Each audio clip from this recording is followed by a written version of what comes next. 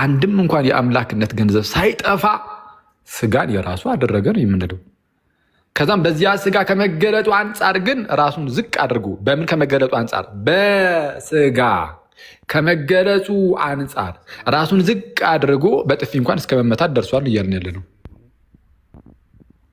በጥፊ ሲመታ አይሁዳን በጥፊ የመቱት የአምላክን ፊት ነው አይደለም? ነው ኖ አይደለም፣ የአምላክን ፊት እኮ አይደለም የሚል ሰው አለ?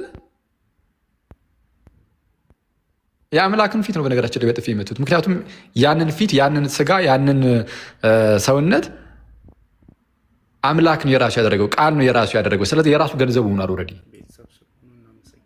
ስለዛ በጥፊ ሲመቱት ወይም በመቃን ራሱን ሲመቱት ራሱ ላይ ያንን የሾህ ሲያደርጉት ይህን ሁሉ የሚያደርጉት የአምላክን ስጋ ነው፣ ራሱ አምላክን ማለት ነው። ከዛ አንጻር ራሱን አምላክን ተብሎ እንኳን ሊነገር ይችላል። ስለዚ አምላክ በጥፊ ተመታልን ስንል በተዋህደው ስጋ በኩል ይህን ሁሉ ነገር ሲያደርግ ግን አምላካዊ ክብሩን ግን አምላካዊ ገንዘቦቹን ፕሮፐርቲዎቹን ሁሉ ግን የሆነ ቦታ ላይ ቁጭ አድርጓቸው መጡ። እንደዚህ ይሄ ኪሱ ውስጥ እንዳለው ገንዘብ እኮ አይደለም። የአምላክ ገንዘቦች ወይም የአምላክ መገለጫዎቹ ፕሮፐርቲዎቹ ኪሱ ውስጥ እንዳለ ገንዘብ እያወጣ ቁጭ አድርገህ የምትገባበት ወይም ደግሞ ልክ አንድ ሰው ወደ እስር ቤት ሲገባ ቀበቶን ፈቶ እንደሚገባ ቃል ወደ ምድር ሲመጣ ክብሩን ፈቶ መጥቷል ማለት ይሄ ምንፍቅና ይባላል። ይህ ምንፍቅና ይባላል። ብዙ ጊዜ እንደምታውቁት እኔ ፕሮቴስታንት ወንድሞችን ምናምን እህቶችን መናፍቃን ምናምን እያልኩ ብዙ ጊዜ ላልጠራ እችላለሁ። ግን አሁን እንደነዚህ አይነት በጣም ደግሞ እየወጣችሁ ስትሄዱ ግን ያንን ቃል ራሱ በጣም ደጋግመ እንድንጠቀመውም ታስገድዱናላችሁ። ማለት የማልጠቀመው ሳትሆኑ ቀርታችሁ አይደለም፣ እውነቱን ለመናገር ግን ያው ሰዎችን እንዳያናድድ እንዳያበሽቅ ዋናው ዓላማችን እሱ ስላልሆነ ቀለል አድርገን እንድንወያይ ነው። ግን እንደነዚህ አይነት ስህተቶች ግን አደገኛ ናቸው፣ ደግሞ የባሱ ናቸው ደግሞ። ስለዛ አምላክ ነው አለቀ። የአምላክ ፕሮፐርቲዎች መቼም ቢሆን አይተውም። እዚህ ጋር ምድር ላይ ያለም አዎ አምላክም ጭምር ነው ብለህ የምታምን ከሆነ አምላክም ነው አምላክም ሰውም ነው። ግን አምላክ ቢሆንም አምላካዊ ክብር ግን የለውም። ታዲያ ምንድን ነው ታዲያ አምላክ ነው የምትለኝ? አምላክን መለኮትን ከአትሪቢዩቱ ተገነጣጠላለህ? ምን አይነት እንዴት አይነት አስተምህሮ ነው ደግሞ? እና አምላክ የምርም ሰው ሲሆን ከስጋው አንጻር በስጋው በኩል እንደዚህ ዝቅ ያሉ የሚመስሉ ስራዎችን ሲሰራ ልታየው ትችላለህ። እንዳልነውም ሲራብ፣ ሲጠማ፣ ሲደክም፣ ሲተኛ ምንድነው ሲሰቀል፣ ሲመታ፣ ሲገረፍ፣ ሲሰቀል፣ ሲሞት ምናምን እንደዚህ ነገሮችን ልታየው ትችላለህ። ይህን ሁሉ ቢያደርግ በተዋህዶ ስጋ በኩል እንጂ አምላክ ሙሉ በሙሉ እንደው ክብሩን ትቶ እዛ ጋር ምንም ማድረግ ተስኖት ምናምን እንደዛም አይደለም። መቅረብ ትችል ነበር ወይ አለ። በክብሩ ቢመጣ ኖሮ እንዴ በስጋ በኩል ራሱን ለእኛ ስላቀረበን የቀረብ ነው። እንደ አስፈላጊነቱ እኮ እኔ ነኝ በማለት እኮ ወደኋላ ሲዘራቸውም እኮ አይተናል። በአንድ ወቅት ላይ በዮሐንስ ወንጌል ምዕራፍ 18 ከቁጥር 1 ጀምሮ እንደተገለጸው ይሁዳ አስከትሎ መጣ ጭፍሮችን አይደል ጌታ ኢየሱስን ሊይዙት ማለት ነው። እና ጌታ ከጸሎት ስፍራው መጣና ማንን ትፈልጋላችሁ አላቸው። የናዝሬቱ ኢየሱስን እንፈልጓለን አሉ። የናዝሬቱ ኢየሱስን እንፈልጓለን። የናዝሬቱ ኢየሱስን ትፈልጉታላችሁ? እኔ ነኝ እኔ ነኝ በቃ እኔ ነኝ ሲል እንዳለ ወደኋላ ነው የወደቁት። እዋይ እኔ ነኝ በማለት ብቻ አስቡት ጋይስ። የናዝሬቱ ኢየሱስን እንፈልጓለን። ጌታ ኢየሱስ እኔ ነኝ እንፈልጓለን ያሉት ወታደሮች ሁሉ እዛ ወደኋላ በምድር ላይ ወደቁ። እኔ ነኝ በማለት ብቻ ወደኋላ የሚጥል ጌታ ነው። አይተዋል እንዴ? ስጋ ሆኖ መጥቶ ራሱን ለእኛ ሲያቀርብ አየኸው እንጂ ራሱ ስጋ ሆኖ መጥቶ ራሱን ለእኛ ያቀረበው ጌታ እንደ አስፈላጊነቱ ዓለምን ከመኖር ወደ አለመኖር ሊመልሳት ይችላል። በዛው ሁኔታ ውስጥ ሆኖ ሊያጠፋፋት ይችላል። ክብር የለውም ይላል እንዴ? ጌታ ክብር የለውም አምላካዊ ማለት ነው። ክብር የለውም ነበር ምድር ላይ ሲመላለስ ክብር የሌለው ነው። አራባስማ አለው እንጂ እና ክብሩን ጥሎ መጥቶ ሳይሆን ሰው እንደመሆኑ በስጋ ተገልጦ ዝቅ ያለ ነገርን ዝቅ ያለ የሚመስሉ ነገሮችን ምናምን ከመላእክት ይልቅ በጥቂት አሳነሱ ተብሎ እንደተነገረ እንዲህ ያለ ነገሮችን ሲቀበል ታየዋለ፣ ሲፈጽም ታየዋለ እንጂ አምላካዊ ክብሩን ይሄ የአምላክ ቅድም እንዳልኳችሁ ነው። ገንዘቡን ከአምላክ አትነጥሎም። በቃ ወይ የመጨረሻው መዳረሻ የሚሆነው ይሄ ምንፍቅና መጨረሻ ላይ የሚያዳርሰው ወዴት ነው ታውቃለህ? በምድር ላይ እያለ ሰው ብቻ ነበረ እንጂ አምላክ አልነበረም ወደሚለው በቃ መዳረሻ ይሄ ነው። አለበለዚያ ግን አምላክም ነው በምድር ላይ ያለም አምላክም ነበረ ካልክ ግን አምላክ የራሱ የሆነ ክብር አለው። በቃ አለቀ። የባህሪው አንተ የምትሰጠው የምትነጥቀው ነገር አይደለም። ማንም ሰው የሚነሳው የሚነጥቀው ነገር አይደለም። የትኛውም አካል የአምላክን ክብር አንዴ ዞር አንዴ አያደርጉም። ኦኬ፣ የባህሪው የሆኑ ጉዳዮችን ራሱ አያደርጋቸውም። እኔ እግዚአብሔር አልለወጥም ብሎ የተናገረ አምላክ ስለሆነ ራሱን እየለዋወጠ የሚኖርም አይደለም። ስለዛ ስለ አምላክ ሰው ስለመሆኑ ምስጢር ስንናገር ሁሌም ቢሆን መርሳት የሌለብን አምላክ መጥቶ ሰው ሲሆን ከአምላክ ፕሮፐርቲዎች፣ ከአምላክ መገለጫዎች፣ ከአምላክ እነዚህ ግብራት ውስጥ አንዳች እንኳን ሳይቀንስ አንዳች እንኳን ሳያጣ ግን ደግሞ የሰውን ስጋ ደግሞ ዝቅ ያለውን ማለት ነው መጥቶ የሰውን ስጋ የባሪያን መልክ የራሱ ሲያደርግ ታያላችሁ። ስለዚህ የባሪያን መልክ በመያዙ እሱ አነሰ ተብሎ አይነገርለትም። ከአብ ጋር እኩል መሆኑን አጣ ተብሎ አይነገርለትም። ያንን በመያዙ ብቻ ማለት ነው። ስለዚህ ምንም ነገር ሲነገር ወይ ይህ ዝቅ ያሉ ነገሮች ስጋን ተዋህዷልና ከስጋ አንጻር የሚነገሩ እንጂ ገና ለገና ሰው ሆኗልና እዚህ ጋር ታይቷልና ሰዎች ቀርበዋልና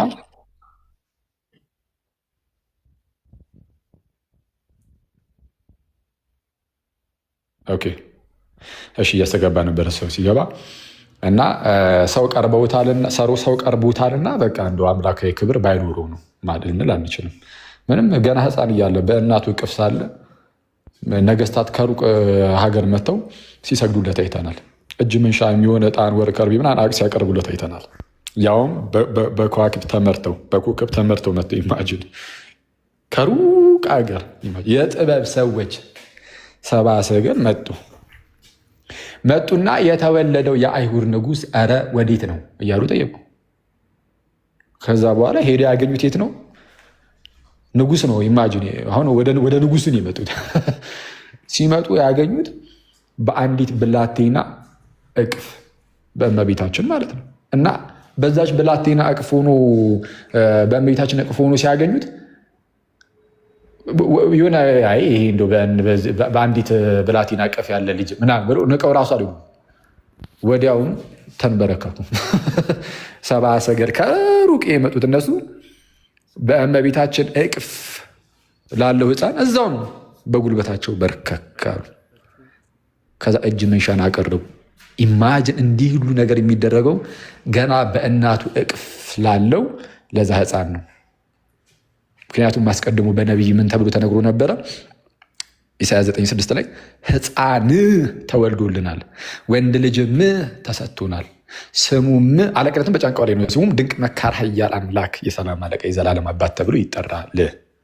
ስለዛ ያ የሚወለደው ሕፃን ልጅ በእመቤታችን እቅፍ ያለው ያ ወንድ እርሱ አለቅነት በጫንቃው የሆነ ስሙም ድንቅ መካር፣ ኃያል አምላክ፣ የዘላለም አባት የሆነ ነው። ኦኬ፣ የሰላም አለቃ የዘላለም አባት የሆነ ነው። ኃያል አምላክ ነው። ኃያል አምላክ ነው። በእመቤታችን እቅፍ ሳለ ብቻ አይደለም። በነገራችን ላይ ገና በእመቤታችን ማህፀን ሳለም እንኳን ያው ኦልሬዲ ስጋ ነስቷልና በማህፀኑ ከእርሷ ኮንሲቭድ ሆኗልና ተጸንሷልና በስጋ በተጸነሰበት ሰዓት በማህፀን ሳለ እንኳን እመቤታችን በማህፀኗ ልጇ ወዳጇ ጌታዋ ኢየሱስን ይዘው ወዴት ሄደች? ወደ አክስቷ ወደ ኤልሳቤጥ ወደ ዘመዷ እና ወደ ኤልሳቤጥ ትሄድና የሰላምቷን ድምፅ ታሰማታለች። ሰላም ለአንቺ ይሁን ትሳለማታለች። መሳለም ማለት ሰላምታ መስጠት ማለት ነው። እዚያም ሰላም ስትላት ኤልሳቤጥን የሰላምታዋ ድምፅ በጆሮዋ በገባ ጊዜ ያው ኤልሳቤጥ እንደመሰከረችው ማለት ነው መንፈስ ቅዱስ በእርሷ ሞላባትና ጮኸች፣ ተናገረች። በማህፀኗ ጽንሱ ዘለለ።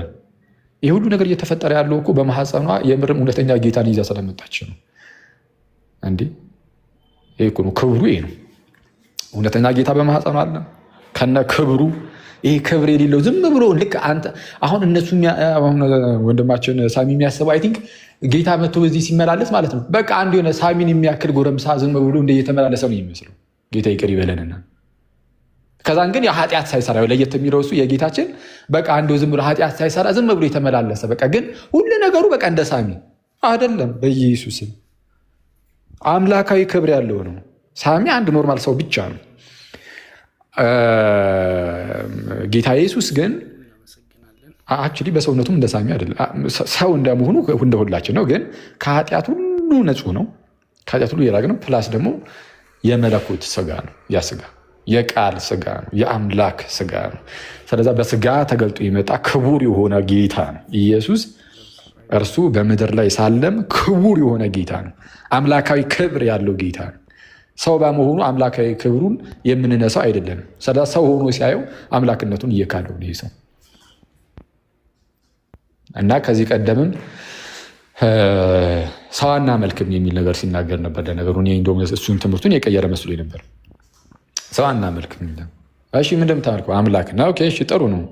በእርግጥ እኛ የምናመልከው ሁላቸው የምናመልከው አምላክን ነው። ግን ደግሞ ሰውነቱን አናመልክም አምላክነቱን እናመልካለን ወደሚል ትምህርት ስለሆነ እንደዚህ አይነት ትምህርት ስለነበር ሲናገር የነበረው ይሄ ማለት ምንድነው? ክርስቶስን ሁለት ቦታ ከፍሎት ሰውነቱን አላመልክም አምላክነቱን መለኮቱን አመልካለሁ። እንዴት አድርገህ ንገረን። እንደው ይህንን ጥበብህን እንግዲህ ያንን ስጋ ጌታ ወይም ቃል ራሱ መጥቶ የራሱ አድርጎት ከራሱ ጋር አንድ አድርጎታል። ቃል ስጋን ከራሱ ጋር አንድ ካደረገው በኋላ እስቲ እንዴት ነው እየለየህ መለኮትን ለስጋው አልሰጥም ለመለኮቱ እሰጣለህ? እስቲ ይህንን ጥበብና እናስረዳ። በየትኛው ምን አይነት ጥበብ ከፍ ያለ ከአምላክም የበለጠ ጥበብን ኬት አገኘ? እንደ ይሄ እኮ ከአምላክ በላይ መሆን እኮ ነው። ቃል ራሱ ስጋውን ከራሱ ጋር አንድ ካደረገ በኋላ ስጋውን እየነጠልኩኝ መለኮቱን አመልካለሁ ስጋውን አላመልክም ማለት በአምላክ የተሰራውን ይህንን አንድነት የመለኮትና ወይም የቃልና የስጋን አንድነት እሱን እኔ መበታተን ይችላለሁ እያልክ ነው። እኔ እግዚአብሔርን እበልጠዋለሁ ነው እያልክ ያለው በሌላ አማርኛ። ይሄ ትምህርት ደግሞ ሳሚ እንደነገረን ከሆነ የእሱ ብቻ አይደለም። ብዙም አትደነቁ፣ ብዙም አትገረሙ፣ የእኛ ትምህርታችን ይህ ነው ብሎናል። ስለዛ ምናልባትም ይህንን ትምህርት ያገኘው ኬት ነው ማለት ነው? ያው ከቴዎሎጂ ትምህርት ቤቱ ነው። በቴዎሎጂ ትምህርት ቤት ያለፈ ሰው ስለሆነ ማለት ነው። ስለዛ አሁን ይሄ ነገር ምን ያሳያል?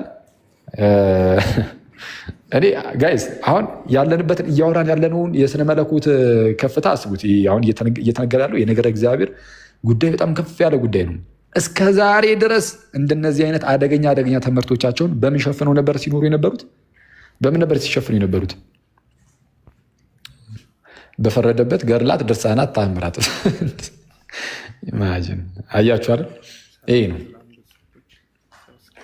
እንዲህ ያለውን የኑፋቄ ትምህርታቸውን ሐሰተኛ ትምህርታቸውን ገድል ላይ እኮ እንዲህ ይላል፣ ድርሳን ላይ እና ጌታ ይመስገን አሁን አንድ ሰው ቼክ አያደርጋችሁም። እንደዛ ሲሉ የነበሩ ሰዎችን ከጥቂት ሁላችሁ ታስታውሳላችሁ። ደጋግመንም ነው የምንላችሁ። ይሄ በጣም ለክርስትናችን በጣም ትልቅ ጠቃሚ ነገር ስለሆነ ማለት ነው። ከጥቂት ዓመታት ከሁለት ዓመት በፊት እንዴት ገድላትን ተአምራትን እንዴት ለእንትን ለማለት ሲሞክሩ ምናምን እንደነበሩ እናውቃለን። እና የተወሰነ ጆሮም አግኝተው እንደነበረ የምናስታውሰው ነገር ነው። ኢቨን ከክርስቲያኖች እንኳን ይሰሟቸው ነበር። እና ግን ጌታ ደግሞ አንድ ስራውን ከሰራ አለቀ። አሁን ጌታ ስራውን ሰራ። እነዚህ ሰዎችን እያየ ነው በቃ አለቀ። ምንም ከጨዋታ ውጭ ያደረጋቸው ማለት እዚህ ጉዳይ ላይ ማለት ነው። በገድላት ተአምራት ልሳና ጉዳይ ላይ ማንም ሰው የፈለገውን ቢናገር አሁን ለክርስቲያኑ ያን ያህል ግድ አይሰጠውም ማለት ምንም ነው ግድ የማይሰጠው። ጥፋ ከዚህ ነው የሚል ይህንን የቀረፋሽን ይዘ ለምን ጓዳ ትገባም ነው የሚል። ስለዛ እነሱም ያን ያህል እየሄዱበት አይደለም። አሁን ስናየው እስቲ ሂዱበት ይሻላል። ባለፈው እንዳልነው ነበረ ምንድነው እስቲ እስከዛ ድረስ እንትን አድርጉ እሺ ጋይስ። ሌላ የሚከፈት ቪዲዮ በተለይ ከመምህር በረከት ጋር ያደረጉትን ምናምን ውይይት እስከዛ ድረስ አዘጋጁ። ሰው ኮሜንት ላይ እሱን እያለ ስላለ ቁርጠሽ ላኪላቸው ገብታለች። አዘጋጁ እስቲ እስከዛ አዘጋጁ ነው ተባለው። እሱ ነው እሱም አክቹሊ እንደዛ ያምናል ብዬ ሳኒ አላምንም ብዬ እስከዛ ከሺ ይደበል እና ምንድነው ቁም ነገሩ? በዚህ በገድል ተሸፍኖ ነበረ። አሁን ገድላት ምናምን እንደማያስጥሏቸው በገድላት ተሸፍኖ መኖር ያበቃበት ዘመን ላይ ስለደረስን በቃ አሁን በዚህ ምክንያት ምንፍቅናቸው እየተገለጠ ነው። ጥምቀት አያድንም፣ ቅዱስ ቁርባን እውነተኛ ጌታ ስጋና ደም አይደለም ምናምን ይሉ ነበር። አሁን በድፍረት እየወጣ ይህንን የሚያስተምርን ፕሮቴስታንት አይቼ አላውቅም። የለም በቃ በድፍረት እንደዚህ ልቡን ሞልቶ ደረቱን ነፍቶ ወጥቶ ጥምቀት አያድንም የሚል ምን ያህል በተደጋጋሚ እንደተሰራ ታውቃላችሁ። እዚህ ሚዲያ ላይ አሁን ይህ የጥምቀት ጉዳይ እኛ ራሱ እስኪታክተን ድረስ ምን ያህል በተደጋጋሚ ሊሆንበት ይታወቃል። ግን በስተመጨረሻ ግን ምንድነው ትልቁ ያገኘነው አቺቭመንት? አሁን ፕሮቴስታንቶች የትኛውም ፕሮቴስታንት ቤቱን እየከፈተ ኢቨን ኦርቶዶክሶች እንኳን በሌሉበት ክርስቲያኖች እንኳን በሌሉበት ብቻቸውን እንኳን ሆነው ጥምቀት አያድንም እያሉ ሲከፍቱ አታይም። ጥምቀት ለድህነት አይደለም። እነሱ ምንም እንኳን ጥምቀት ለድህነት አይደለም ብለው ቢያምኑ እንኳን ይህንን እምነታቸውን በግልጽ ወጥተው እንኳን ማስተማር እስካይችሉ ድረስ ነው የተቀበሩ ትምህርቱ። ቅዱስ ቁርባን የጌታ ስጋና ደም አይደለም እያሉ ሊያስተምሩ አልቻሉም። አሁን ግን በኋላ ላይ ምን ይዘን መጣን? ደግሞ ይሄ የጸጋ ብቻ ትምህርት፣ የቅድመ ውሳኔው ትምህርታቸው ይነሱ፣ ነፃ ፈቃድ ላይ ያላቸው እምነት፣ በጎን ደግሞ አንዳንድ ሲባል በራሳቸው ጊዜ እግዚአብሔርም ሲገልጣቸው ይመስለኛል። አሁን የጌታችንን ቅቡነት የሚክዳለ እዚህ ውስጥ እስቲ ካለ የጌታን ቅቡነት ኢየሱስ ቅቡ አይደለም፣ የተቀባ አይደለም። ቅቡ አይደለም ማለት በሌላ አማርኛ ኢየሱስ እርሱ ክርስቶስ አይደለም ብሎ እንደመካድ ነው። ስለዛ ኢየሱስ እርሱ ክርስቶስ ነው ስንል ኢየሱስ እርሱ ቅቡ ነው እያለን ነው። አለቀ። ቅቡ ነው፣ መሲህ ነው፣ ክርስቶስ ነው።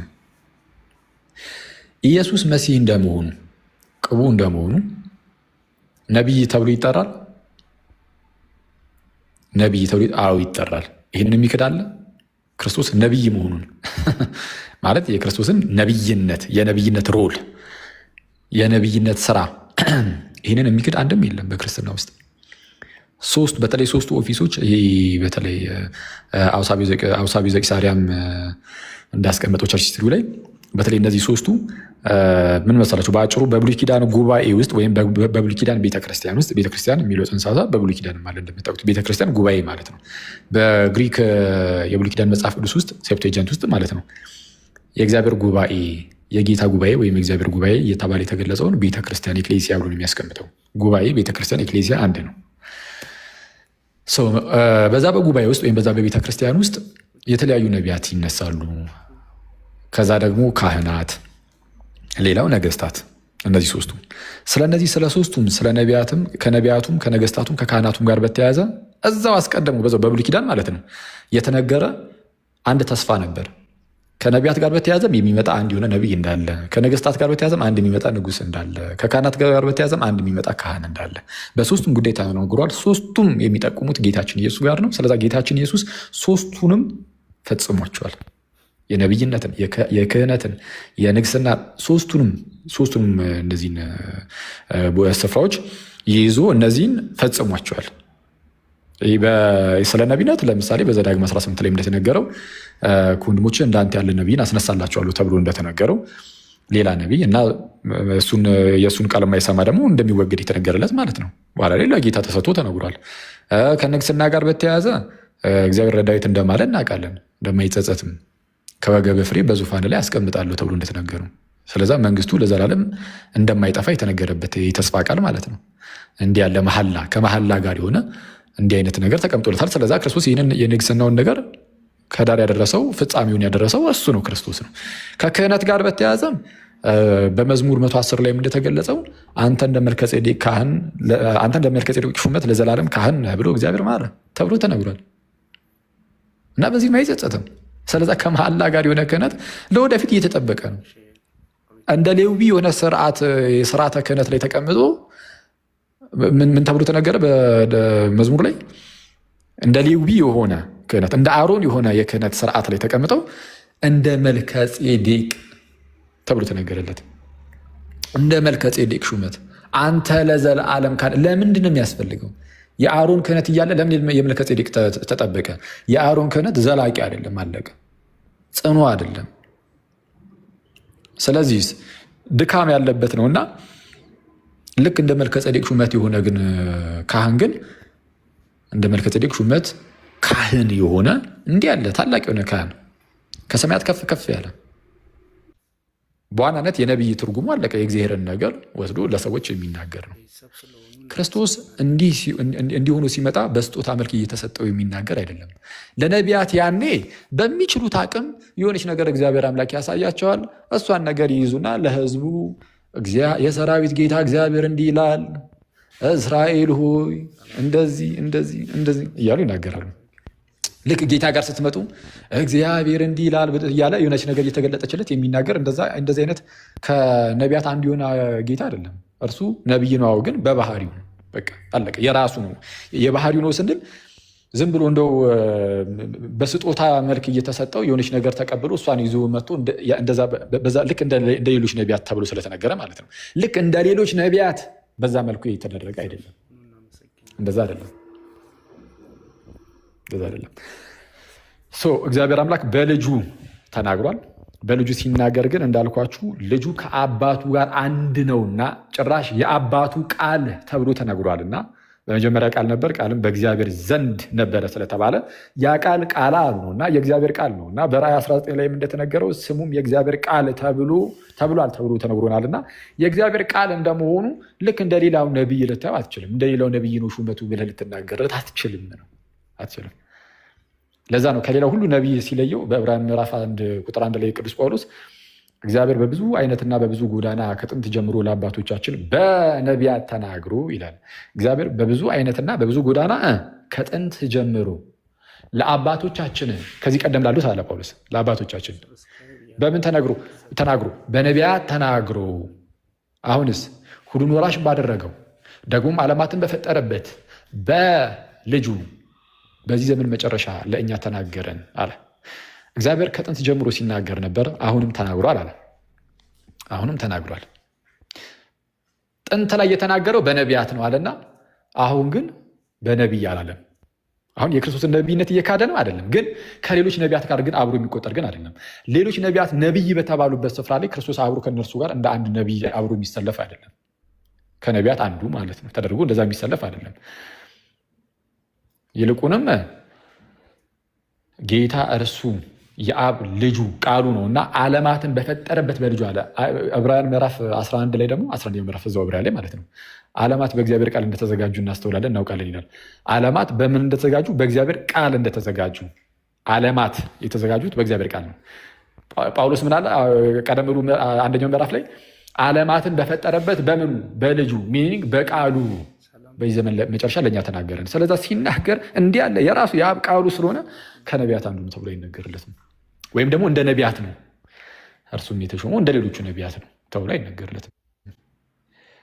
እሱ ከአብ ጋር አንድ ነውና፣ ስለዛ ከአብ ጋር አንድ እንደመሆኑ እርሱ ስጋን ይዞ በመምጣት ስጋን የራሱ በማድረግ ሁሉን ይሄ በተለይ እነዚህ ሶስቱን ክህነትን ምንድነው ንግስናን እንዲሁም ነቢይነትን ፈጸመ። ስለዚህ አሁን በአዲሲቷ ጉባኤ ውስጥ ድሮ በብሉይ ኪዳን ጉባኤ ውስጥ በቃ የተለያዩ ሰዎች ነገስታት ሆነዋል፣ ካህናት ሆነዋል፣ ነቢያት ሆነዋል። በአዲሲቷ ጉባኤ ውስጥ ግን አሁን ሁሉንም ነገር ፈጽሞ የጨረሰው ክርስቶስ ነው። በክርስቶስ ሁሉም ነገር መቋጫውን አግኝቷል። ስለዚህ የሐዲስ ኪዳን ቤተክርስቲያን ውስጥ አሁን የሐዲስ ኪዳን ጉባኤ ውስጥ እኔ ንጉስ ነኝ ብሎ ልክ እንደ ዳዊት የሚመጣ አለ። በዚህ ጉባኤ ውስጥ በጥንት ጉባኤ ውስጥ አለ እነ ዳዊት አሉ። በአሁን በሐዲስ ኪዳን ውስጥ ግን እኔ ንጉስ ነኝ ብሎ የሚመጣ የለም። እኔ የካህናት አለቃ ነኝ፣ በዓመት አንድ ጊዜ ለስርየት የሚሆነው እንደሚይዤ የምገባው እኔ ነኝ ብሎ የሚመጣ ሰው ይኖራል? የለም። እንዲህ ያለ እኔ የካህናት አለቃ ነኝ፣ በዮም ኪፑር በስርየት ቀን በዓመት አንድ ጊዜ ወደ ቅድስተ ቅዱሳን የእንስሳት እንደሚይዤ ለመግባት እመጣለሁ ብሎ የሚመጣ ማንም የለም። የእንስሳትን ደም አይደለም። ኢቭን የጌታን ስጋና ደም ቢሆን እኔ የሁሉ የካህናት አለቃ ሆኜ ይዤ ለመግባት እመጣለሁ በዓመት አንዴ የሚል አንድም የካህናት አለቃ የለም። ራሱ ጌታችን ኢየሱስ ነው። ስለዚህ አሁን ላይ ያሉ ካህናት የሚያደርጉት ያንኑ በቃ ለህዝቡ ማቀበል ብቻ ነው፣ አለቀ እንጂ በዓመት አንዴ የሚመጣ ሊቀ ካህናት እርሱን ክርስቶስ ፈጸመው አንዴ አለቀ። በነቢይነት ጉዳይም ቢሆን እግዚአብሔር እንደው ላከኝ እያለ እግዚአብሔር እንዲህ ይላል እያለ እንደ አዲስ የሚመጣ የሆነ ነቢይ በየጊዜው እየተነሳ የሚመጣ ነቢይ አለ? የለም። እነ ሞንታነስ ተነስተዋል። እነ ማኒ ምናምን ተነስተው ነበር በእርግጥ ጥንት ላይ። እነሱ ሁሉ ግን ከእግዚአብሔር አልነበሩም። አለቀ። ክርስቶስ ሁሉ ነገር ፈጸመው። ስለዚህ አዲስ ነገር አዲስ እንግዳ ነገር ይዞ የሚመጣ ማንም የለም። አዲስ መገለጥ በየትኛውም ነቢይ በቃ አዲስ የሆነ መገለጥ ተይዞ ምንድነው አስይዞ እግዚአብሔር ሊልኩ አይችልም። የትኛውንም ነቢይ የሆነ መገለጥ ሰጥቶ አይልክም በፍጹም። በክርስቶስ ሁሉ መደምደሚያውን አገኘ፣ ተፈጸመ በክርስቶስ። ስለዛ እነ ማኒ ተነስተዋል። ጥንት ላይ እንዳልኳችሁ እኔ ነቢይ ነኝ ብሎ ተነስቶ የመጡ ምንድነው እነ ሞንታነስ ተነስተዋል። ሞንታነስ ማለት ይሄ አሁን ላይ በጴንጤዎች ዘንድ እንደሚደረጉ ይሄ የልሳን የሚሉት ነገር ልክ እንደዛ የሚመስል ነገር ይናገሩ ነበር። አንድ የሆኑ ሁለት እንስቶችን ይዞ የተነሳ ነብይ ነው። ራሱ ልክ እንደ መንፈስ ቅዱስ ነበር የነበሩ ማለት ይቻላል። ይሄ እሱ በኢየሩሳሌም ውስጥ የተነሳ መናፍቅ ነበር፣ ተወግዟል። እና በኋላ ላይ ግን በሰባተኛው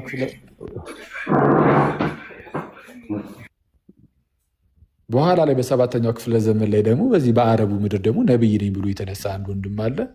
እሱ ደግሞ መሐመድ ነው። እና የሆነ ሰው ነብይ ነኝ እያለ ይመጣል፣ ግን አይደለም። ሊሆን ይችላል አክቹዋሊ ነቢያት ሊሆኑ ይችላሉ፣ ግን ከሆኑም ግን ሐሰተኛ ነቢያት ናቸው እንጂ እውነተኛ የእግዚአብሔር ነቢያት ሊሆኑ አይችሉም። በየዘመናቱ አሁን በዚህ ዘመን ደግሞ በተለይ ወደ ሆኑ አካባቢዎች ስትሄዱ በየግቢው የሆነ ነቢይ አለ። እኔ በየግቢው መላክ ተጀመረ መሰለኝ፣ በሰፈር መላክ ተጀመረ። አሁን የሆነ ወይ ወደ ሆነ ሀገር ወይ ወደ ምናምን ሳይሆን የምር እኔ አሁን ዝም ብዬ ሳይሆን ለሸጎሌ ሰዎች፣ ለአዲሱ ገበያ ሰዎች፣ ለቀጨኔ ሰዎች ምንድነው ለሳሪስ ለሰሚት ምናምን ነቢያት እየተላኩ ነው መሰለኝ። በዝቷል። አሁን የሀገር ነቢይ አለ። ነቢያት አሁን ብዙ ናቸው። እና ኤኒዌይስ ያም ሆነ ግን ምንድነው ትልቁ ቁም ነገር ክርስቶስ ይህን ሁሉ ነገር ቢፈጽምም ከነቢያት እንደ አንዱ ነው፣ ወይም ደግሞ እንደ ነቢያት ነው የተሾመው ተብሎ ግን አይነገርለትም ነው። አመሰግናለሁ። ያስኳችሁ በጣም ይቅርታ። ዮሐዴ እንኳን ደህና መጣ።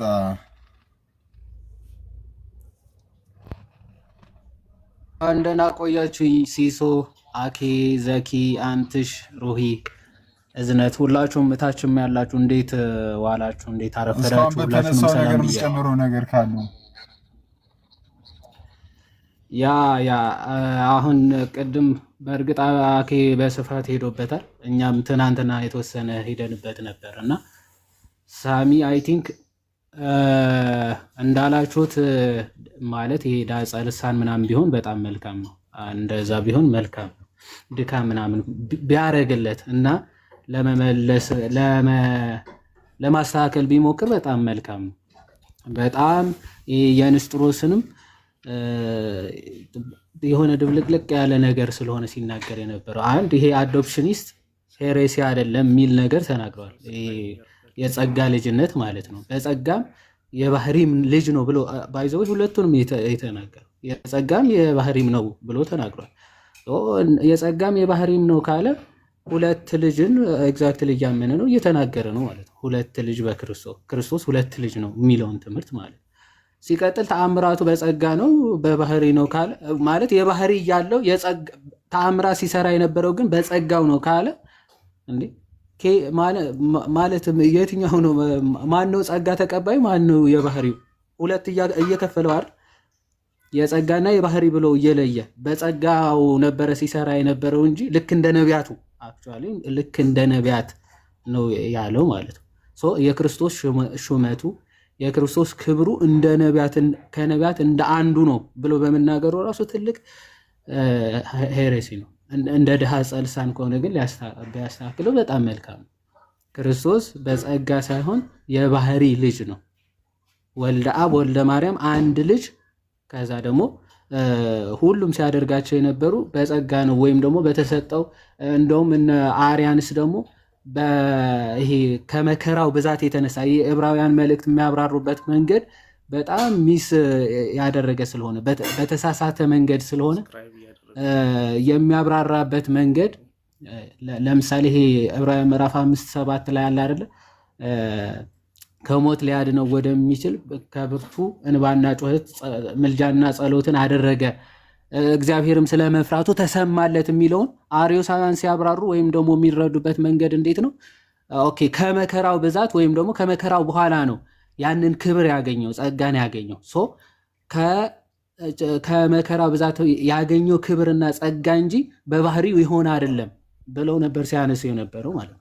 ልክ እንደዛ ሳሚም ሲናገር የነበረው በጸጋ ያገኘው ክብር አለ ወይም ደግሞ ተአምራቶቹ ምናምን በጸጋ ያገኛቸው ናቸው እንጂ በባህሪ አይደለም ብሎ ነበር ሲናገር ነበር። ከነቢያት እንደ አንዱ ነው እያለ ነበር ሲናገር የነበረው። ይህ በጣም ለክርስቶስ የማይነገር ከባድ ነገር ነው። ሶ ይሄ ክርስቶስ ተቀባ ወይም ደግሞ ክርስቶስ የተባለበት ምክንያት እነ ጎርጎሪዮስ ዘእንዚናዙ ኦሬሽን 30 ሴክሽን 21 ላይ እንደተናገሩት ምንድነው ቀባቱ ወይም ደግሞ ክብሩ መለኮቱ ነው። ለሰውነት ሰውነት ተቀባ ይባላል። ቅባት የሚሆነው ክብር የሆነው ግን ምኑ ነው? መለኮቱ ነው ወይም ደግሞ ቃል ነው ማለት ነው። ለስጋ ቃል ለስጋ ክብር ቅባት ሆኖታል። መለኮት ከስጋ ጋር ሲዋሃድ የመለኮትን ክብር ማን ገንዘቡ አደረገ ማለት ስጋ ገንዘቡ አደረገ። ተሰጠው፣ ተቀባ፣ ከበረ ተብሎ ሲነገርለት ከምን አንጻር ነው? መለኮት ከስጋ ጋር በመዋሃዱ ከመለኮት ክብር ስጋ የመለኮትን ክብር ገንዘቡ ከማድረጉ የተነሳ ምን ተባለ? ተቀባ፣ ከበረ ተብሎ ይነገርለታል እንጂ እንደ ሌሎች ነቢያት በቅብአ ሜሮን የከበረ ወይም ደግሞ በመንፈስ ቅዱስ ክብር የከበረ ሆኖ አይደለም። አትናቴዎስም ይህን ነው የሚለው ዲስኮርስ አጌንስት አርያንስ ዲስኮርስ 1 ከምዕራፍ ቻፕተር 12 ከቁጥር 42 ጀምራችሁ ብትመለከቱ ምንድነው የሚለው አትናቴዎስ? እርሱ ስለ እነርሱ ራሴን እቀድሳለሁ አለ እንጂ እሱ ሌላ ቀዳሽ፣ የሌላ አክባሪ፣ ሌላ አንጋሽ የሚያስፈልገው አይደለም ነው የሚለው። ምክንያቱ ቀባህ ሲል ምን አደረገህ አላለውም ነው የሚለው። ቃል አደረገህ አላለውም። ንጉሥ አደረገህ አላለውም። እግዚአብሔር አምላክ አከበረህ አላለውም። ምክንያቱ ክርስቶስ ራሱ ክብር የሚፈልግ አክባሪ የሚሻ አይደለም። መለኮት የተዋህደው ስግው ቃል አንድ ክርስቶስ ስለሆነ ማለት ነው። በጣም ይሄ ነገረ ክርስቶስ ነገረ ተዋህዶ በደንብ ለይተን ካላወቅን ወደነ አውሳቤስ ወይም ደግሞ ወደነ አሪዮስ ከዛም ብሎ ደግሞ ወደ ንስጥሮስ ምንፍቅና ነው ቀጥታ ምንገባው። ከዚህ አንጻር ክርስቶስ ተቀባ በመንፈስ ቅዱስ ተቀባ ተብሎ ሲነገር ራሱ ከምን አንጻር ነው? እንዲከብር ወይም እንደኛ ልጅነት አስፈልጎት ልጅ ለመሆን አይደለም በመንፈስ ቅዱስ ተቀባ ተብሎ የተጻፈለት ማለት ነው። ይሄ ሉቃስ ወንጌል ላይ ያለው በቃ መናፍቃን የሚጠቅሷቸው ጥቅሶች ናቸው ሲጠቅሳቸው የነበረው ማለት ነው። በመንፈስ ቅዱስ ተቀባ ስላለ ስለዚህ በቃ ከነቢያት እንደ አንዱ በመንፈስ ቅዱስ ተቀብቶ ነበር ተአምራት ሲያደርግ የነበረው አለ። ይሄ በጣም ትልቅ ርዕስ ነው። ክርስቶስ በመንፈስ ቅዱስ ተቀባ ማለት ብሎ ቅዱስ አትናቴዎስ ሲያብራራ ምን ይላል? ክርስቶስ ተጠመቀ እንላለን። ክርስቶስ ተጠመቀ ስንል በጥምቀት እኛ ከምናገኘው ጥቅም ጋር ክርስቶስ የሚያገኘው ጥቅም አለ ወይ ነው። ክርስቶስ በመጠመቁ ምክንያት ያገኘው ክብር ያገኘው ጸጋ አለ ወይስ የለም? የለም። ምንድነው ታዲያ? ክርስቶስ በመጠመቁ ምን አደረገ? ጥምቀታችንን ባረከ፣ ጥምቀታችንን ቀደሰ። ከዛ እኛ የተጠመቅን እኛ ጥሙቃን እንድንባል ክርስቶስ ተጠመቀ ይባላል እንጂ በጥምቀቱ ልክኛ ጸጋ መንፈስ ቅዱስ ልጅነትን የኃጢአት ስርየትን እንደምናገኘው ክርስቶስ ልጅነት እንዲያገኝበት የኃጢአት ስርየት እንዲያገኝበት ለወቱ ስብሐትና አይደለም ፈጽሞ የተጠመቀው ማለት የተጠመቀው። ልክ እንደዚያ ክርስቶስ በመንፈስ ቅዱስ ተቀባ ተብሎ ቢነገር ከመንፈስ ቅዱስ ጸጋ ወይም ደግሞ እንደ ነቢያት አንዱ ልክ ሐዋርያቶቹ ላይ እፍ ብሎ መንፈስ ቅዱስ እንዳሳደረባቸውና ጸጋ መንፈስ ቅዱስ እንደተቀበሉት እሱም ጸጋ መንፈስ ቅዱስ ተቀበለ ማለት አይደለም። አትናቴዎስ ይናገራል። ከዘለዓለም ከአብ ጋር ህልው የሆነ የክርስቶስ መንፈስ ያለበት እሱ መንፈስ ቅዱስ ተለይቶ የሆነ ሰዓት መንፈስ ቅዱስ ጸጋ የሚሰጠው አይደለም። እኛ የተቀባን እኛ ክርስቶሳውያን እንድንባል በእኛ የቤተ ክርስቲያን ራስ እንደመሆኑ ተቀባ ተብሎ ተነገረለን ተብሎ ይገልጿል። ጎርጎርዮስ ዘእንዚናዙ ማለት ነው። በመንፈስ ቅዱስ ተቀባ መባሉ እኛ ክርስቲያኖች በመንፈስ ቅዱስ ቅቡአን ወይም ደግሞ ክርስቶሳውያን ክርስቲያን ማለት የተቀባ ማለት ነው። አዘ ኤንድ ኦፍ ዘ ዴይ በማን ምክንያት ነው ክርስቲያኖች የተባልነው? በክርስቶስ የተነሳ ከክርስቶስ የተነሳ ክርስቲያን እንድንባል ክርስቶስ ተቀባ ተብሎ ተነገረልን እንጂ እንደ ፍጥረታት እንደ ሰዎች እንደ ሩቅ ብእሲ ከመንፈስ ቅዱስ ክብርን ያገኘ አይደለም ብለው ይገልጹታል ማለት ነው። ሰው ከዚህ አንጻር በጣም ጥንቃቄ የሚፈልግ ነው። ይሄ የጸጋና የክብር የባህሪ የሚለው ልክ እንትናም የገለጸው አገላለጽ አለ። ንስጥሮስ ሲገልጽ በመንፈስ ቅዱስ ተቀባ የተባለውና ከአብ ጋር አንድ ነው የተባለው አንድ አይደሉም ብሎ ነው ቃል በቃል የሚናገረው። ምንድነው ስሙ በደንብ ምን አለ? በመንፈስ ቅዱስ ተቀባ የተባለውና ከአብ ጋር አንድ ነው የተባሉት ሁለቱም አንድ አይደሉም ማለት the one in the other እያለ የሚገልጻቸው ማለት። በመንፈስ ቅዱስ ተቀባ የተባለው የማርያም ልጅ ከአብ ጋር አንድ ነው የተባለው ደግሞ ቃል ነው እያለ እንደሚከፋፍለው ክርስቶስም የጸጋና የባህሪ ልጅ ብለህ ወደ ሁለት ከከፈልከው አንዱ የማርያም ልጅ ነው፣ አንዱ የአብ ልጅ ነው ወደ ማለት ትሄዳለህ ማለት ነው። አንዱ የባህሪ ልጅ ነው፣ አንዱ ደግሞ የጸጋ ልጅ ነው። ከማርያም የተወለደው ሎቱ ስብሐትና ከማርያም የተወለደው ለአብ የባህሪ ልጁ ሳይሆን የጸጋ ልጁ ነው እያልክ ነው ማለት ነው። የጸጋ ልጁ ነው እንድትል ያደርጋል ማለት ነው። ይሄ በጣም በክርስቶስ ሁለትነት የሚያመጣ ነው እና ይሄ ደግሞ ቅዱስ ቄርሎስ በሚገባ በአናቴማው ማስቀምጦታል። ክርስቶስ ወደ ሁለት ከፍሎ ሁለት ልጅ ነው የሚል እርሱ የተወገዘ ይሁን፣ አንድ ልጅ ነው የማይል እሱ የተወገዘ ይሁን፣ አንዱ ልጅ ደግሞ ወልደ አብ ወልደ ማርያም ነው ብሎ የማያምን እሱ የተወገዘ ይሁን ብሎ በአናቴማ ማስቀምጧልና በጣም ጥንቃቄ የሚፈልግ ነው ለማለት ነው። እግዚአብሔር ይስጥልኝ። ዮአድ ቴንኪዩ፣ እናመሰግናለን። አኬዋ ቴንኪዩ። ተሙ ሁለተኛው አካውንቱ ነው። ተመስገን። በነገራችን ላይ ሲሲ ወይ አኪልሻ ቃሎት ያሰማልን። ዮሐዲ እናመሰግናለን። ጊዜ ያክብርልን።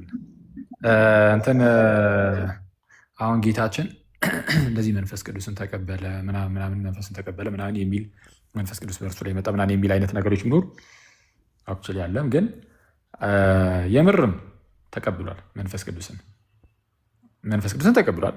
በስጋው መንፈስ ቅዱስን ተቀበለ። ግን የተቀበለው ግን አስፈልጉት አይደለም። የምርም ተቀብሏል፣ እሱን እናምናለን። ግን ሲቀበል ግን ለእርሱ የሚጨምርለት ነገር ኖሮ ሳይሆን እሱ የእኛን ስጋ ይዟልና ሁላችንም ክርስቲያኖች ስንድን የምንድነው ከጌታ ስጋ ጋር አንድ በመሆን ነው። ከጌታ ስጋ ጋር አንድ ስንሆን ክርስቶስ ጋር ያለውን እናገኛለን። እኛ ክርስቶስ መንፈስ ቅዱስን የተቀበለው እኛ መንፈስ ቅዱስን እንድንቀበል ነው።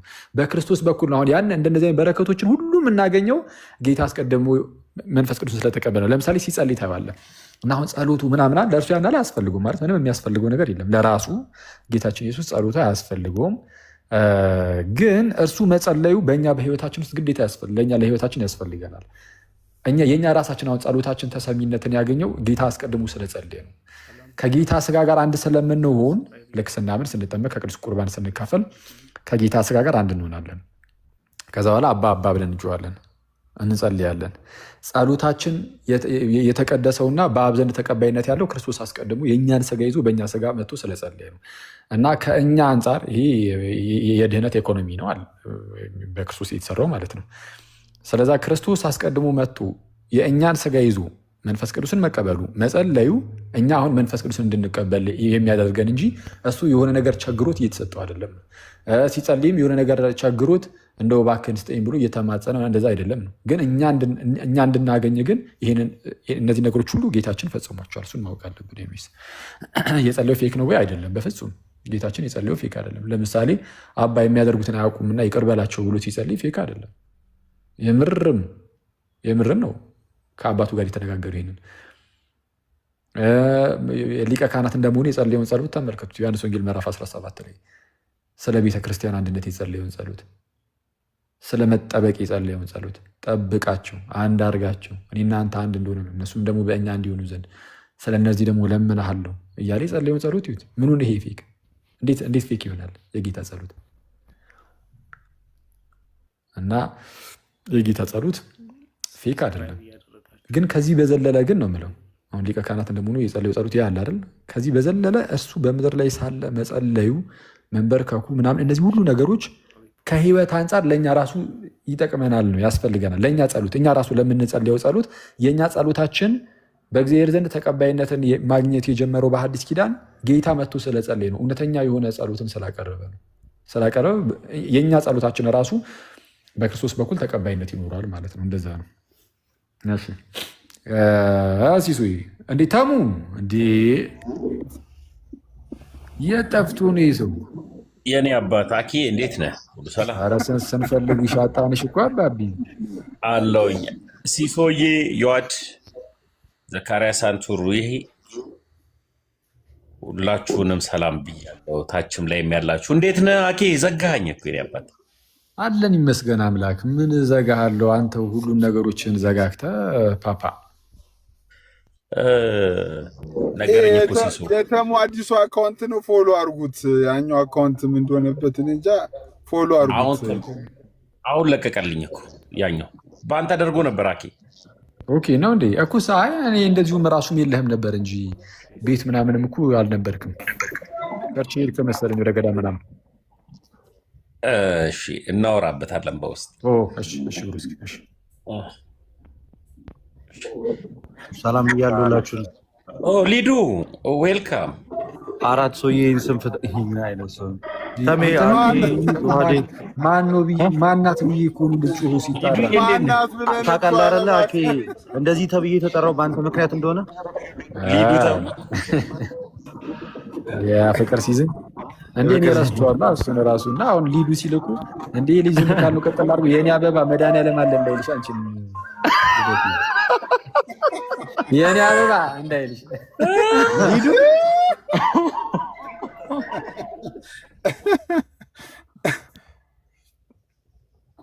ሰላም ሲሱ። ኧረ ረበሽን አስገባቸው። ሰላም ብያቸዋለሁ። እሺ አንዴ ሰላም ነው ይብሩ። እስኪ አለው እግዚአብሔር ይመስገን። አይ እንትን በመለኮቱ ጎሏል፣ በሁሉ ቦታ የሞላ አይደለም ኢየሱስ ያለው እሱ ላይ ሄዳችሁበት እንዴ? እንደዛም ብሏል እንዴ? አልሰማችሁ? እኔ አልሰማሁም። ኧረ በሱ ላይም ሄዱ። በስመ አብ። ስለዛ ከሆነ ስጋ ሲሆን ሁሉ የሞላ አልነበረም ምድር ላይ እያለ። ስለዛ ይሄ ማለት ስጋ ሆኖ ሲመጣ በቃ ቀደም እንዳለው የመለኮት ፕሮፐርቲዎችን ሁሉ አጥቷል ማለት ነው። እንግዲህ ምናልባትም ብዙዎቹን ወይም ሁሉንም ውስን በሆነ ስጋ መጥቷል። ያ ውስንነት አለ በክርስቶስ ዘንድ አለ። ይኸው ከስጋ አንጻር እንደዛ ተብሎ ይነገርለታል። አምላክ እንደመሆኑ ግን በሁሉ የመላ ነው ተብሎ ደግሞ ይነገርለታል። እነዚህ ሁለቱም ፕሮፐርቲዎች የሚናገሩት ግን ለአንዱ ጌታ ለኢየሱስ ክርስቶስ እንደሆነ ደግሞ እናውቃለን። ተዋህዶ አንድ ስለሆነ ማለት አንዱ የአንዱን ገንዘብ ስለሚያደርግ እና የአምላክን ፕሮፐርቲዎች እንዳለ አጥቶ ነበረ። እንደዛ ከሆነ የአምላክ ፕሮፐርቲ ከሌለው አምላክ አይደለም ያስብላል። በቃ አለቀ። መዳረሻው ይሄ ነው። የአምላክ ፕሮፐርቲዎች ከሌሉት እና ምን አይነት አምላክ ነው? በሁሉም መገኘት የማይችል ነው። አምላክ ነው ግን በሁሉም ቦታ መገኘት አይችልም። በቃ አምላክ አይደለም እያሉ ያሉት እንደዛ ነው ማለት ነው። እስቲ መምህር ስለመጡ እሳቸው ይሄዱበታል።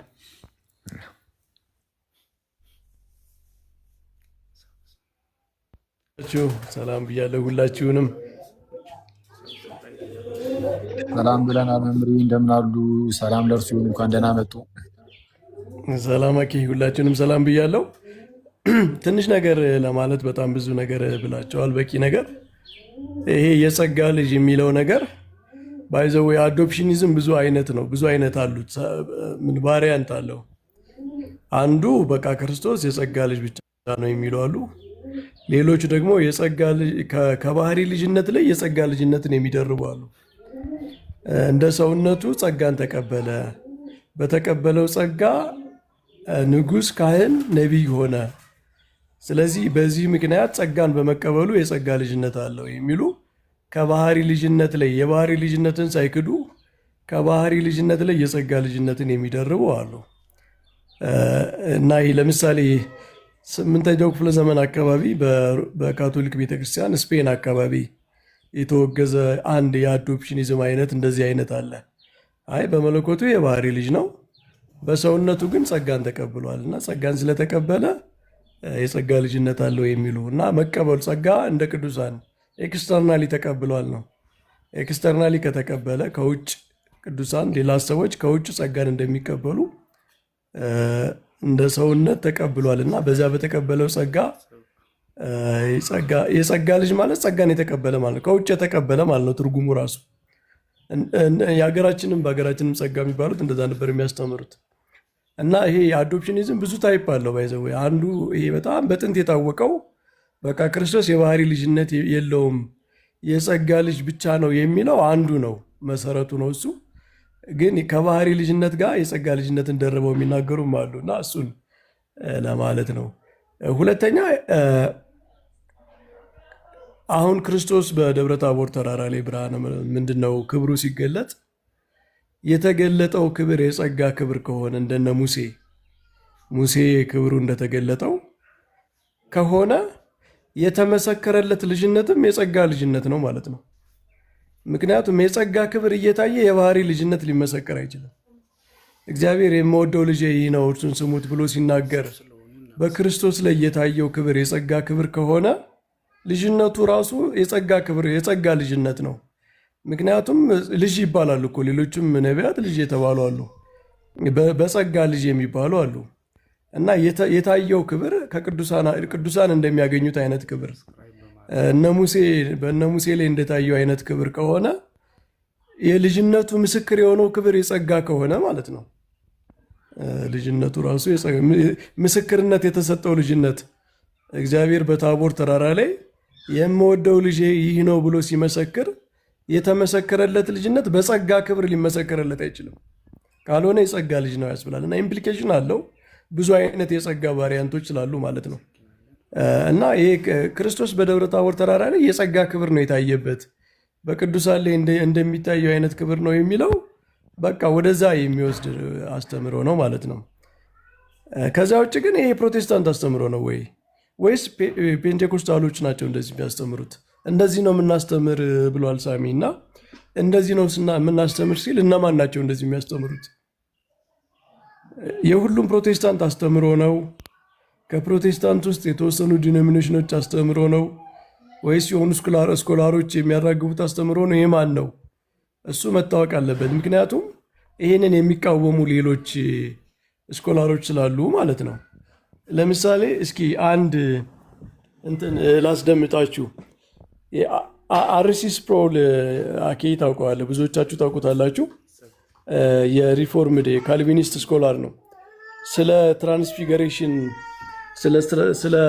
በደብረ ታቦር ስለተገለጠው ክብር የተናገረውን ብንሰማ ከዚህ ተቃራኒ ነው እና ለምሳሌ ካልቪኒስቶች የሚያስተምሩትና ፔንቴኮስታሎች የሚያስተምሩት በዚህ ጉዳይ የተለያየ ነው ማለት ነው። እሱን ራሱ አሁን ሊለዩ ይገባል ማለት ነው። መምህር ቴንኪው። እሺ እዝነት ወይ እዮብ መኮንን የምትሉት ነገር ካለ በሉና እንጨርስሽ። ጥያቄ ካላችሁ ጥያቄ ነው ያለኝ። ቃላት ያሰማልን ሁላችሁንም፣ እግዚአብሔር በእድሜ በጸጋ ይጠብቅልን። የዚህን ክህደታቸውን ማለት ያው ይሄ ሀሳብ ትልቅ ምንፍቅና እንደሆነ አይተናል። ይህንን ሊያጣፉበት የጉባኤዎችን አንስተው ጉባኤ ከለባትን ኦርቶዶክስ እንዳውጣኪ ነው የምታምነው እያሉ ቤት ከፍተው ለዚህ ለስህተታቸው መሸፈኛ እያደረጉት ነበረ። ግን ምናልባት ሪከርድ የምታደርጉ ሰዎችም ካላችሁ ሪከርድ አድርጋችሁ በፔጃችሁ ላይ ብታስቀምጡትና ኦርቶዶክስ አውጣኪ ላይ እንዴት አድርጋ እንደምትቀበል እንዲሁም ደግሞ ጉባኤ ከለባትን ምን ብላ እንደቀረበች እና እንደተለየች ይሄንን ብትሄዱበት መልካም ነው። ምክንያቱም ለራሳቸው ማሻሻያ እያደረጉት ነው። የራሳቸውን ስህተት ከማስተካከል ይልቅ እንደፈረደባቸው እኛ መልሶቻቸው ስለሆንን ይሄንን በደንብ አድርገው ሲሄዱበት ነበርና አንድ ብትሉን ብለን ነው እዚህ ላይ።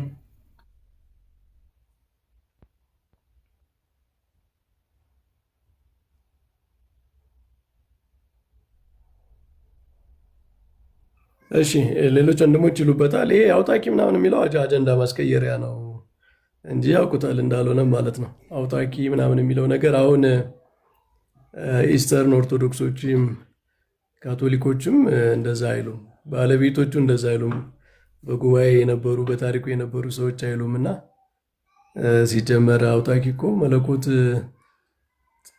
ስጋን ውጦታል፣ መጥቶታል፣ አጥፍቶታል።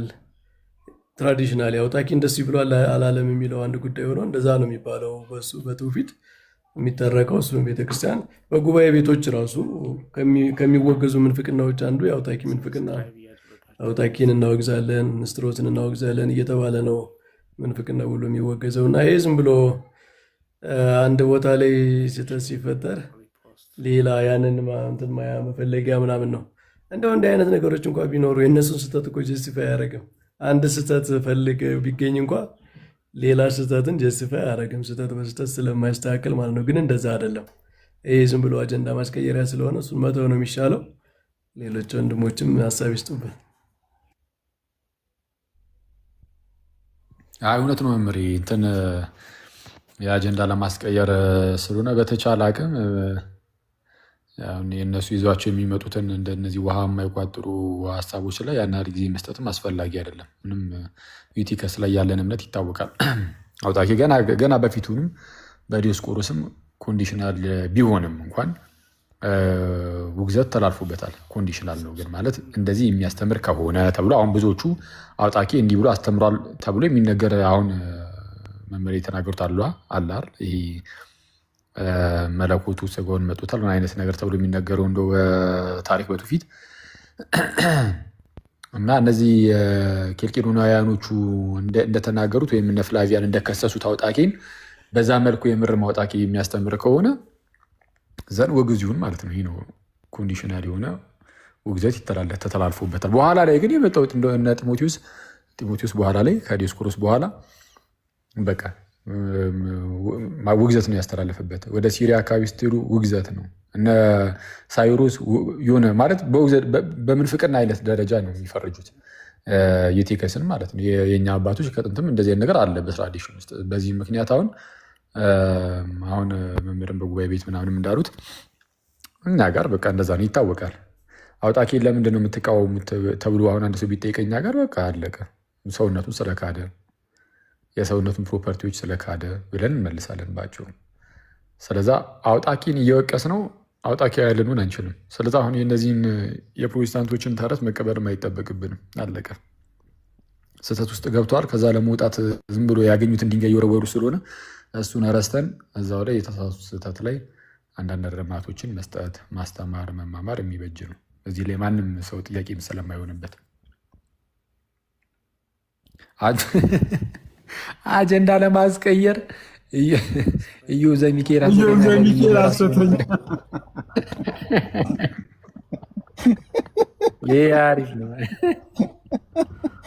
ሐሰተኛ ምን ይገርማል። እናንተም ጋር ሐሰተኛ ነብይ ያለ ነው።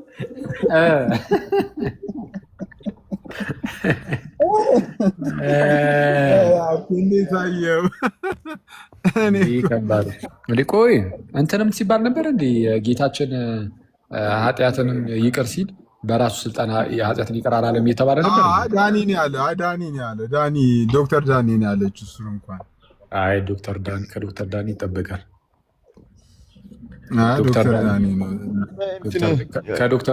ዶክተር ዳኒ ማስረጃ ብትለው አያጣም። ዮኒ ከዚህ በፊትም እንዳለው ነው የራሱ አባቶች አሉት መሰለኝ። ሆነ አባቶች ብሎ ነገር ዝም ብሎ ነገር ይከፍትብሃል የሌለ ነገር የራሱ አባቶች የመለኮት ስልጣን አይደለም ማለት እኮ ሳሚ ራሱ ማለት የኃጢአትን ይቅር ማለት አዎ በቃ በምድር ላይ ምንም አይነት እንትን አላደረገም ነው የመለኮት ስልጣን አለ። ታዲያ ኃጢአትን ይቅር ማለት የመለኮት ስልጣን ካልሆነ ምንድን ነው ታዲያ? ሳሚም እኮ እንደዛው ነው ያደረገው። ታምራትንና በምድር ላይ የሰራቸው ስራዎች ልክ እንደ ነቢያት ነው እንጂ ምንድነው ኃጢአትን ደጋግመን ነበር ስንጠይቅ የነበረው። ልክ እንደዛው ነው የመለሰው። ተመሳሳይ ነው ከዶክተር ዳኒ ጋር። ያው ሳሚ የተናገረው ከዚህ የሚለይ ነገር የለውም።